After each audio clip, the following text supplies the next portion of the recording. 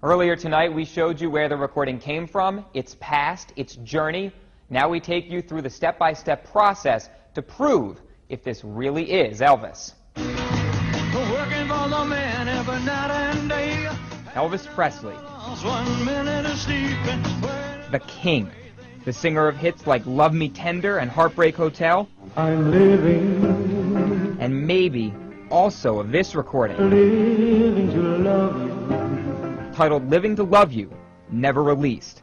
Documents tie it back to 1976 and songwriter Jimmy Crane and producer Albert Lee. When both men die, the recording disappears into an attic and is only recently rediscovered and brought to Battle Creek attorney Violet Hinton. Even though it's not the best tape, I knew it was Elvis Presley. But now she needs to prove it, and News Channel 3 steps in to help solve the mystery.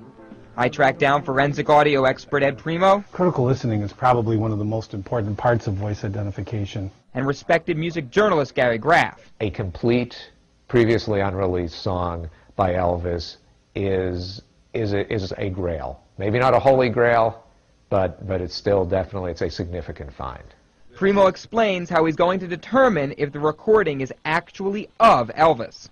So what we do is we go back to that same era and we pull a piece of music. We find similar phrasing vocally in the music and call that our exemplar, and we compare that to the sample that we want to know if this is indeed Elvis or not. And then he listens. I'll spend my lifetime. And listens. For now, my love. And listens. I'll remember you. To Living to Love You. To What Now, My Love, and I'll Remember You off of Aloha from Hawaii. He analyzes the audio spectrum, watches the waveforms bounce, and eventually, the veteran witness from dozens of court cases delivers his verdict. Putting you under oath, is that Elvis? What would you say? Yes, it's Elvis Presley. There's no doubt in my mind. Tonality, vibrato, phrasing, the spectrum, all a match. But we take it one note further. Check out the audio from a known Elvis song and our suspected Elvis song. You can see how closely they match.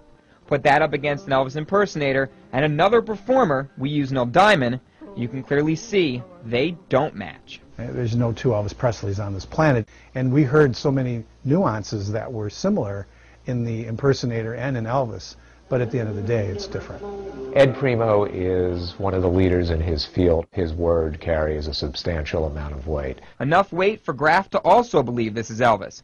He says by the mid-70s, Elvis wasn't doing much recording, which makes this even more special. So you're really talking about probably one of a handful, if that many, of new songs that Elvis recorded in that time period. Who knows what the intent was there? Was this the beginning of a new Elvis album?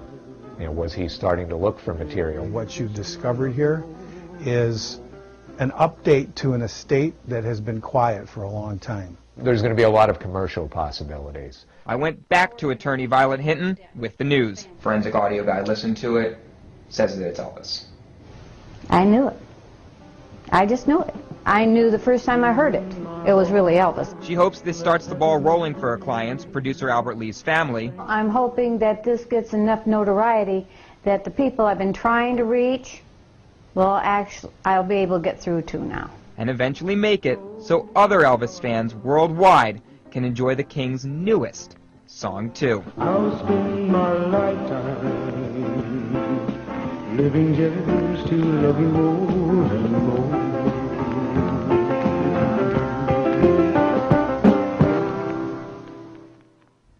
This may be only the beginning of the new journey for this recording. Graff says if the right people hear about it, they could raise ownership questions, and the original reel-to-reel may also exist, but the Lee family doesn't have it. We reached out to Graceland and Sony Music Entertainment about this story, but we did not get a response. I'm Mike Chesney, News Channel 3.